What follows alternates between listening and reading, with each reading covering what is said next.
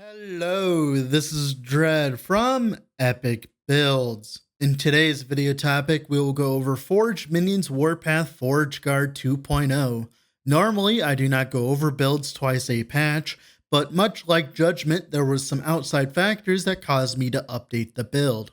Before we get into the video, if you enjoy the constant flow of content, I'd suggest a like and a comment, as that's the best way to support the channel and tell YouTube I am doing a good job. So back when patch 8.3 dropped, Forged Minions Warpath was completely new thanks to the reworked Warpath, allowing us to summon Forged Minions in a way that wasn't absolutely terrible, i.e. Forge Strike, through the new nodes inside Warpath. The problem was, as intelligent as Dread was at the time, he did not realize that Forge Minions scale their HP off of attunement. Why is this important? Well, to explain, minions generally gain base HP per level, which is usually about the same they gain per point of attribute they are based on. So for the reference, on my current in-game character sheet, my Forged Minions gain 11 health per level, equaling to 1100 when they reach level 100. They also gain 11 HP per attunement, which was unsure before due to the UI being buggy. Thanks God they fixed that. Which means if I have something like 41 attunement, which I have now, they have an extra 451 HP on top of the 1100. That's almost 50% more HP just by stacking a single stat, and it's multiplicative with the percentage increase minion HP. Before, I was unsure of the viability of Forged Minions in endgame due to them being squishy, but turns out they're much tankier when they have 50% more HP. This on top of the devs nerfing Chapter 9 mobs, still overpowered by the way, some of the base stats for Chapter 9 mobs have been leaked and woo boy, they are nuts. And this leads the build to be so much better than before. This on top of having all the nice benefits of Warpath, i.e. having stun immunity and being able to constantly move while summoning minions, it makes this much tankier, a much tankier summoner build overall.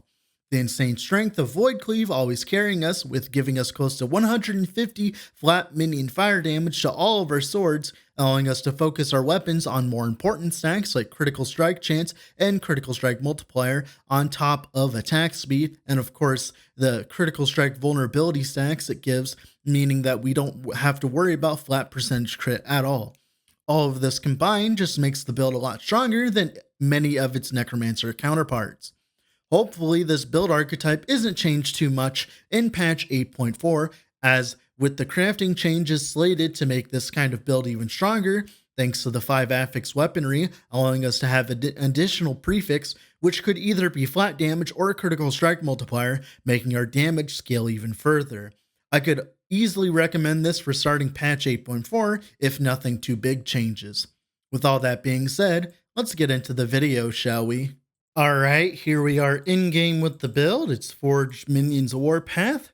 So generally, the normal kind of setup for like monoliths and stuff like that would be to have earning your shields on autocast. If you don't know how to do that, you just go into settings, change input keys, turn your 4th ability key to end on your numpad, and then you press end on the numpad, then num lock, and then that will make it so it always casts Ring of Shields when it comes off cooldown. Now, since we're channeling Warpath, well, how are we gaining the mana back to sustain this, especially with the Void Cleaves as well? Well, in Warpath itself, there's a node called Dark Nexus that makes it so that while you're spinning, you gain mana every 3 seconds, meaning that as you're spinning around doing stuff, you can gain mana back. Now, there is a slight delay to summoning Forged Minions when you first start up your Warpath, which is a little annoying, but if you just simply plan around it, it's completely fine. Obviously, you can see the minions there, and our cap right now, I believe, is 12. I think you can go up to 14. The problem is, I don't think the duration is long enough for it to matter. Like you can't get enough duration. I think it's 12. I think the full is 12, I think, overall. Now, if we hit Void Cleave now, makes our minions do much more damage and also almost always crit as well, which is really nice. That's pretty much the rotation. You just keep doing that. Whenever you see a rare or something that's like sketchy, or you want to kill a pack quicker, just Void Cleave them and your minions will do the job. Also on bosses, you just Void Cleave them twice. and then keep spinning around, keep summoning minions, and then, eventually kill the boss. Now, with this new setup, your minions won't die as often, which helps a lot, makes it so Void Cleave is a lot more potent. One mistake I made in this build planner that I'm showing you is I did not grab Axe Thrower, so I had like pretty much half, I had like I was missing like 20 to 40% more damage, which kind of sucks. But sucks to suck. I forgot about it because if you did not know, this Axe Thrower node is modified by the Fizz and Fire Shred, which is mainly what we do with Warpath here. But yeah, let's get into the skills, shall we? So for the first skill we're going to talk about Warpath because it's the most important. So we take 2 points travel into Unchained to -4 on the mana cost, then Reckless Spin. It's like your stereotypical setup for Warpath, makes it so it's 0 mana cost. We do lose a little bit of resistances while channeling, but you can plan around that very easily. Then of course, 2 points travel into Molten Path, 2 points travel into Wave the Executioner, then 1 point into Forge Master's Stance, which makes it so every 5 seconds, you summon Forge minions as if you hit an enemy with Forge Strike, meaning that we will summon a Forge minion every 5 seconds, but we do have some notes after it. These moving Forge while spinning, you move summon Forge weapons much more frequently, up to the point where I think it's like every second or so, and this makes it so you can summon minions. Obviously, you have to keep spinning to do it. You don't want to be stopping while spinning, except to use stuff like Void Cleave and stuff, and you pretty much just hold right click throughout the entire mono, and your swords do all the work. All right, and then 1 point travel into Iron Reach, 2 points travel into Whirling Steel, 1 point travel into Battlemaster's Blade, then 3 points into Dark Nexus. I found 3 points to be enough. You could always mess around with +2 Warpath on the chest and try to get 2 more points. You could also get +2 to Warpath as well to get Quicksilver Wind as well for more movement speed while moving through Monoliths. There are a few things you could do with that, but that's pretty much it for Warpath. Now for Void Cleave, so we take 1 point travel into Rift Flame, 1 point into Hellish Chasm. So it turns our Void Cleave into fire. That doesn't really matter for us. It matters for Molten Blades. So when you use Void Cleave and hit at least one enemy, your minions gain a stack of Molten Infusion for 4 seconds, granting them additional melee fire damage and a chance to ignite enemies. Now, the way this works is if I hit an enemy, any enemy, all of the minions I have will gain it. Now, the Manifest Armor version of the build will run this node that gives it an insane amount of effect, but we have to hit the minion physically, which is not really easy to do when you have a bunch of swords moving around. So it's much better just to ignore that node and just go for the less damage and just more for consistent damage. Because as you move through the monolith, you can just keep the buff up and you'll do completely just fine, no problems whatsoever with that. It's like amazing. Just being able to Void Cleave and watch the screen die is really nice. Then of course, Forge Strike. So we take 4 points into Forge by Fire for the additional 40 flat fire.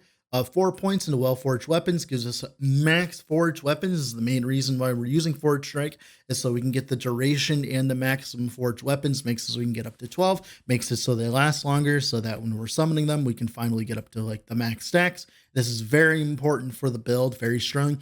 1 point into Forge Master makes it so that you can summon a Great Axe, which is a bigger version of a Forge minion, and pretty much it just has a bigger melee area, which means that you can clear packs much quicker, which is very noticeable, by the way. And of course, 4 points into Light Forge for Forge weapon attack speed. You want as much attack speed as possible on your minions. 5 points into Heavy Strike. This also applies to Forge weapons, which is really nice. Then the last 2 points don't really matter because you don't actually use Forge Strike. So like they can go literally everywhere. Like it doesn't matter because it doesn't do you anything, right? You could like get the ward when you're summon a Forge weapon, but like that doesn't really help you. It's like nothing else really helps you. So like the 2 points are just useless. So you just leave them here. Yeah, that's pretty much it for that. Then for Manifest Armor, this is your stereotypical utility setup for Manifest Armor. You're just mainly making it so it gains all your stuff from stats, mainly getting the health regen from here, health regen here, health regen here, health regen here, so that your Manifest Armor just doesn't die. That's mainly the setup for that. Also gives you a lot of health regen as well, so you can get really tanky as well, because health regen is really strong on this kind of build, because you can't really leech from your damage because you're not dealing damage, and you're dealing less damage. You're also You also can't really like do anything else like healing wise because there's not many options for you as a Forge Guard. But yeah, that's pretty much why you run Manifest Armor this way. It's like just it's your stereotypical setup. It does add a little bit of damage as well, which is nice. It's, just think of it like a 13th minion, pretty much. And of course, Ring of Shields is your stereotypical utility Ring of Shields setup. The main reason why we're using it is because since with all of our minion health, it makes our Manifest Shields gain a lot of HP, meaning that they can tank a lot of the projectiles. Now, this is another tech that I've done over the past one. So now what happens is pretend you're attacking minions, right? Or enemies, and your minions are being attacked by projectile weapons. Well, what you can do is cover your minions with your Warpath and your Ring of Shields, and the Ring of Shields will take some of the blows so that your forged minions aren't always getting pelted by projectiles. And shut up, alarm. All right, to continue on, yeah, that's pretty much the setup. Also, it gives you a little bit of healing, which is nice. Heals your shields a little bit. And of course, on heal, it gives us a buff to armor, which is really nice because we have a lot of armor, especially while channeling. So having that extra armor is really, really nice. And that's pretty much it for Ring of Shields. And that's pretty much it for the skills. And let's talk about the passives. So, it's your stereotypical passive setup here. There's nothing too different. Main thing is Valiant Charge does apply to the cooldown of Void Cleave, which is nice. So that this is a really good node. We grab 5 points into Axe Thrower so that it will take the Shield Breaker, Fizz Shred, and Fire Shred, which is very important for resistance shredding on bosses for you.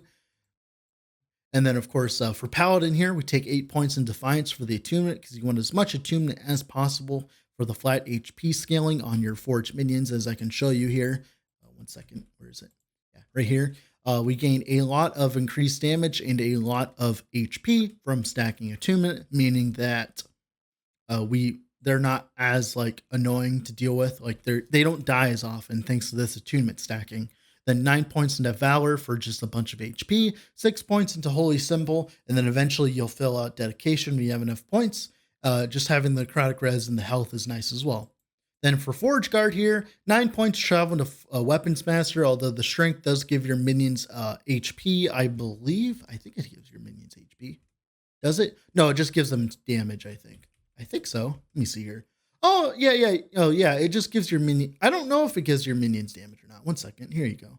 Yeah, it does not give you anything. It just gives you increased armor. That's what I was thinking. Yeah, there you go. Just some points of travel to get up to the points because you don't really need anything else. 1 point travel into Peltas, 4 points into Shield Breaker. So you get the Fizz and Fire Shred stacks. And also you can get Hammer and Anvil. Since we're proccing the axe on hit and we're not casting it, it means that we never go out of Anvil stance, which is one of the most powerful things about this build is we just get a straight 25% DR for being a minion build because we deal 25% less damage, but that doesn't matter because we're summoning minions. So that's really, really, really strong and the main reason why this build even works. We take 6 points travel into Guardian, although the health is nice. 8 points into Iron Attunement, as much attunement as possible. Like I said, it's really good. Flat armor is pretty good too. 10 points into Folded Steel, just gives you a bunch of flat. It gives you maximum 2 forged weapons as well, so you can summon even more. 6 points into Might for increased armor and health. 1 point travel into Flawless Defender. We actually don't have a shield. 1 point travel into Osprey's Bane. We actually don't have a shield as well. And of course, 3 points into Shield Crafter. This is just mainly for the increased minion health. For 3 points, 150% increased health. Minion health is really strong. We don't really care about the chance to cast Ring of Shields because we're not blocking. Then 5 points into Infinite Bulwark to make it so when we pop a potion, we get a bunch of armor, which is really nice as well. And that's pretty much it for the passives. Now for the gearing, just so you know, my gearing is a little messed up. I'm using idols to cap my resistances, but mainly your HP, like you're just going to fill your entire idol slots with HP, thanks to the fact that there are no idols that actually benefit your minions. So just as many hybrid HP idols as possible. And then of course you could run like reservation, like you can run resistance idols as well. That's what I'm doing here to cap my resistances. Yeah, that's pretty much it for the idols. Now for the helmet, plus the Manifest Armor for minion damage or plus the Ring of Shields for minion health. You want some attunement or vitality for just either HP and health regen, or for the minion HP scaling, you want health regen, and of course for the amulet, increase minion health, increase minion damage, then health regen and frailty. For the weapon, this is your perfect weapon. It just needs to roll better. Like, this is your literal perfect weapon, just needs to roll better. The main reason why we're running the critical strike chance is because we're running the crit vulnerability stacks from Riftmaker. So if you don't know, this adds a flat 5% chance to be critically struck, which means that we can actually, with just 2 swipes of this, it makes it so we always crit with our minions. Oh, supposed to always crit with our minions. I don't know why they're not. But yeah, pretty much makes it so we're pretty much almost always critting. Oh, it's because I don't have perfect crit chance. Duh. If you have perfect crit chance, it means that we always crit. I forgot about that.